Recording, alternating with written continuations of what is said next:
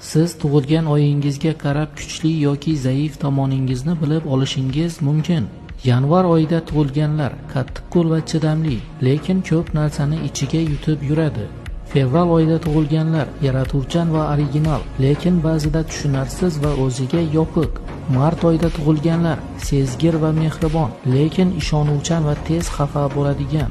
Aprel oyida tug'ilganlar jasur va g'ayratli, lekin juda shoshqaloq va sabrsiz. May oyida tug'ilganlar qarorli va bardoshli, lekin ba'zida juda qaysar va injiq. Iyun oyida tug'ilganlar aqlli va gapga usta, lekin ba'zan ortiqcha hayajon va shubhalar bilan yashaydi. Iyul oyida tug'ilganlar sadoqatli va ishonchli, lekin ortiqcha his-tuyg'ularga berilib ketishi mumkin.